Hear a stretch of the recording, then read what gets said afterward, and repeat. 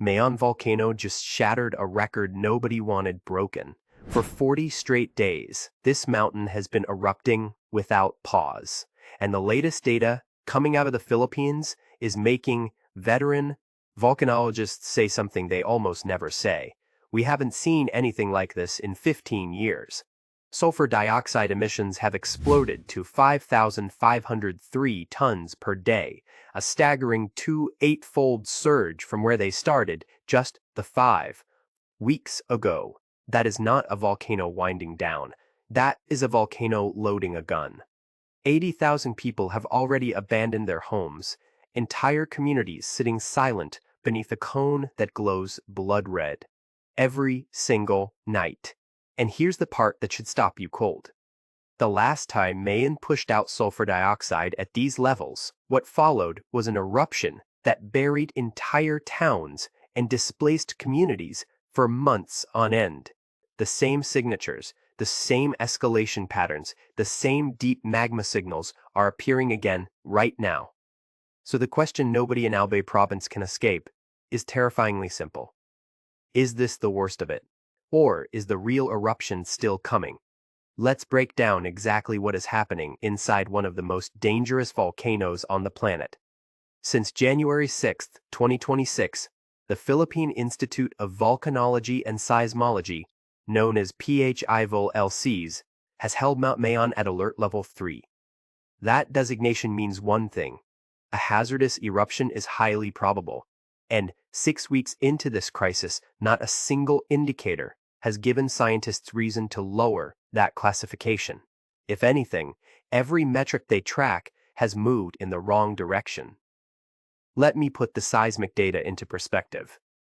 Monitoring stations surrounding the volcano logged 847 rockfall events in just a single 24-hour window. That is not a mountain sitting idle. That is a mountain actively shedding material because its summit can no longer hold the weight of what is building inside. Pyroclastic density currents, superheated avalanches of gas, rock, and ash, continue to cascade down Mayon's flanks at intensities that surpass everything recorded during the 2023 eruption crisis. And the structure, sitting at the very top of the mountain, is what keeps experts awake at night. The lava dome perched at Mayon's summit has swollen to an estimated 2 million cubic meters of volatile volcanic material, sitting 2,462 meters above the surrounding lowlands. To appreciate why that matters, consider this. During the 984 eruption, the dome reached 8 million cubic meters before it collapsed catastrophically, sending pyroclastic flows screaming 7 kilometers from the summit. The current dome has already exceeded that size, and it continues to expand with every passing hour. Ground deformation data tells the rest of the story. GPS instruments and electronic tilt meters embedded around the mountain confirm what researchers dreaded. Mayon's edifice has been inflating continuously since June 2024. The swelling is most pronounced on the eastern and southeastern flanks, indicating that enormous volumes of magma are accumulating directly beneath those sectors. Pressure is not releasing, pressure is stockpiling.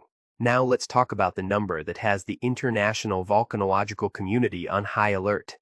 5,503 tons of sulfur dioxide per day. Think of sulfur dioxide as the volcano's blood pressure reading. When molten rock ascends from deep subterranean chambers toward the surface, dissolved gases are the first thing to escape. Sulfur dioxide concentration is essentially a direct measurement of how much fresh magma is actively degassing below the crater. Higher readings mean a larger, more vigorous supply of molten rock is feeding the system from below. On January 8th, instruments recorded 195 tons per day. Elevated, certainly, but within the expected range for Alert Level 3 activity. Nobody panicked. Scientists noted it and kept watching. 5 weeks later, that number has rocketed to 5,503 tons per day. Let that sink in, a 8-fold increase, and it represents the single highest sulfur dioxide emission rate recorded at Mayon. Since 2011, PHIVOLC's director, Dr. Teresa Tobacco Cole, addressed these findings during a February 13th media briefing, and his words were carefully chosen but unmistakable in their gravity. Sustained emissions at this magnitude indicate an open conduit system. The magma is not sealed beneath a plugged dome. It is circulating freely, degassing continuously, and being resupplied from deep reservoirs beneath the volcano. In plain language, the mountain is not burning through a limited batch of molten rock. Fresh material keeps arriving from below. The tank is being refilled as fast as it is emptied.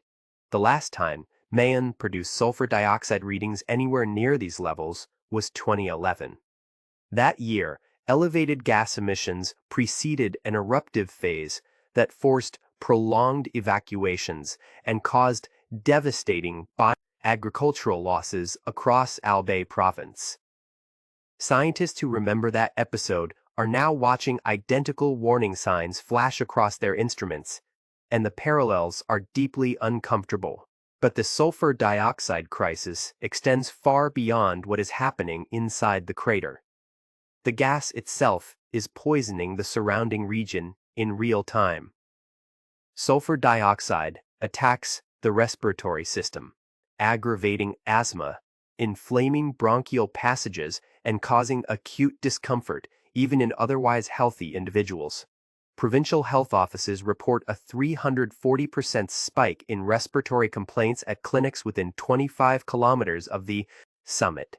Children and the elderly are bearing the heaviest burden. Volcanic smog, called VOG, blankets Albay Province and drifts into neighboring Sorsogon and Camarines.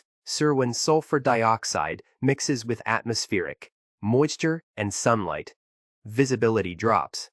Farmers across the region report leaf damage on crops from acidic rainfall. Livestock show stress behaviors. Water collection infrastructure now requires additional filtration to strip sulfur compounds before the water is safe for consumption. Air quality warnings are active across 12 municipalities. And behind every data point, there are human beings living through a nightmare that has no clear expiration date. 80,000 people have been forced from their homes. That is 19,847 families, 23 times the initial evacuation count from January 6th. Each of those families packed what they could carry and drove or walked away from the only life they have ever known, with no idea when or if they will return. Consider someone like a 6-7-year-old grandmother who has survived 3 Mayon eruptions across 6 decades. She left her village on January 7th carrying medications, essential documents, and a single family photograph. 40 days later, she sleeps on a gymnasium floor alongside hundreds of strangers. Her farm sits untouched inside the danger zone. Her livestock was relocated to a temporary facility 15 kilometers away. Her life has been reduced to waiting. The evacuation shelters are breaking under the strain. 13 government-operated centers now house populations exceeding their design capacity by 200%. One sports complex in Tobacco City holds 2,100 residents in a space built for 800. Families spread cardboard across concrete floors and call it a bed. Portable toilets serve ratios of 1 unit for every 85 people. The air inside carries the scent of crowded humanity, mingling with sulfur drifting from the mountain. Children carry wounds that do not bleed. 8-year-olds who have not attended school since January 6th wake screaming from nightmares about the volcano. Provincial health workers document a 180% increase in pediatric anxiety cases at evacuation center clinics. Mental health counseling resources are overwhelmed and completely inadequate for the scale of need. The economic devastation compounds daily. Coconut plantations, abaca fields, and rice paddies representing generations of accumulated work sit abandoned within the danger zone. Crops rot unharvested. The Albay Provincial Agriculture Office calculates 127 million pesos in losses during the first month alone, and that figure grows every morning. Farmers who depended on Mayon's famously fertile volcanic soil now watch their livelihoods decompose from a distance. The volcano giveth, and the volcano taketh away. Government relief operations continue at scale. 45,000 food packs distributed, water trucks servicing shelters twice daily, mobile medical teams rotating through facilities. But there is a vast difference between survival and dignity. 40 days of displacement strips people of purpose, routine, and agency. Families who built entire lives on those slopes now exist in a state of permanent suspension, governed entirely by the decisions of a mountain. History is what makes all of this feel like a countdown rather than a crisis. In 1814, Mayon unleashed a catastrophic eruption that buried the town of Cagsawa entirely, killing approximately 1,200 people in minutes.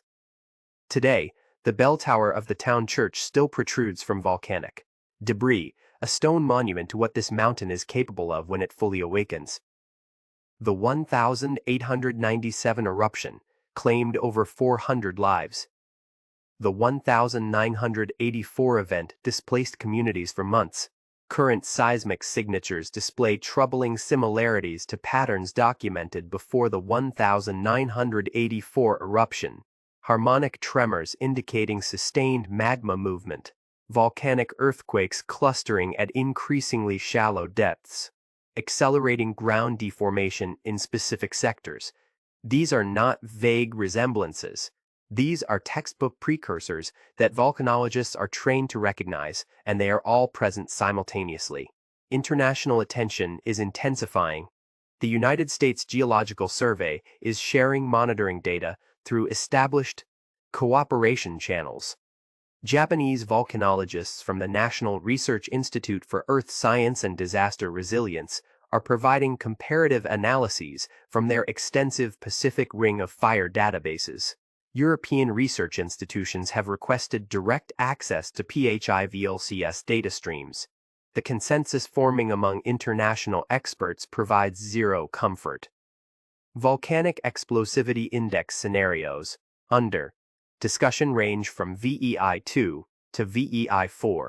A VEI2 event would generate pyroclastic flows contained largely within established danger zones, destructive but manageable with current evacuations. A VEI4 eruption would be a regional catastrophe, devastating the entire Bicol region across multiple provinces and potentially disrupting aviation routes throughout Southeast Asia. The difference between those two outcomes is the difference between a contained disaster and a humanitarian emergency of historic proportions. PHIVOLCS scientists are modeling 3 possible trajectories from this point forward. The first scenario is the hopeful one. Sulfur dioxide emissions gradually taper off over coming weeks. The dome stabilizes through slow, non-explosive extrusion. Seismic activity declines to levels that permit phased re-entry for evacuees nearest the danger zone perimeter.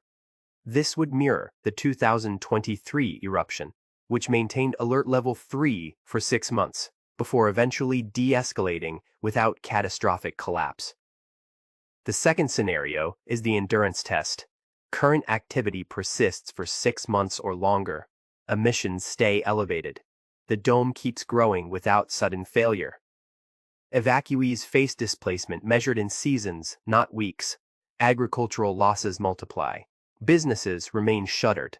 The economy of Albay Province suffers damage that takes years to recover from, but widespread casualties are prevented through sustained enforcement of evacuation orders. The third scenario is the catastrophe. Complete dome collapse in a single violent event. Pyroclastic density currents exceeding 1,000 degrees Celsius racing down Mayon slopes at speeds surpassing 100 kilometers per hour. Within the 6-kilometer danger zone, survival would be measured in seconds, not minutes.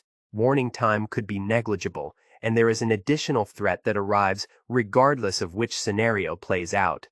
The approaching rainy season will transform the massive volume of accumulated volcanic debris into lahars, torrential mud flows that follow river channels downstream at devastating speed, threatening communities far beyond the permanent danger zone. Lahar risk does not end when the eruption ends. It persists for years. Population density magnifies every historical comparison. When Mayon destroyed Cagsawa in 1814, the surrounding region supported a tiny fraction of its current population. Today, more than 400,000 people live within 20 kilometers of the crater.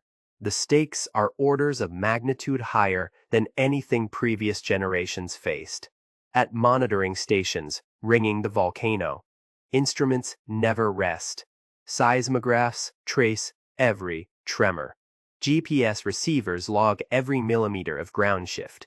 Spectrometers quantify every ton of sulfur dioxide escaping the crater. Scientists watch these feeds around the clock, searching for the signal that tells them what comes next: escalation or retreat. But here is the fundamental limitation that has not changed in 4 centuries of volcanic science. Researchers can identify dangerous patterns. They can quantify pressures and track magma movement. What they cannot do is tell you exactly when accumulated energy will exceed structural limits. The mountain operates on its own timeline, supremely indifferent to human urgency, emergency protocols, and the 80,000 people whose futures depend on its next move. Mayon has erupted 54 times since 1616. Every eruption eventually ended. Communities rebuilt during quiet periods. Then the cycle repeated. This eruption will end too, and another will follow, because that is the unbreakable contract between the people of Albay and the volcano that sustains them. The same soil that buries them also feeds them. Physical safety and economic survival occupy the exact same patch of earth. There is no compromise the geography permits. Tonight, the most perfectly symmetrical volcano on Earth pulses with incandescent light visible from 30 kilometers away. Beautiful, lethal, operating on a timescale that makes human planning feel like arrogance. The eruption continues, the questions multiply. And in crowded gymnasiums across Albay Province, 80,000 people lie awake, watching for updates on their phones, listening for a rumble that might change everything, and hoping for a silence that means they can finally go home.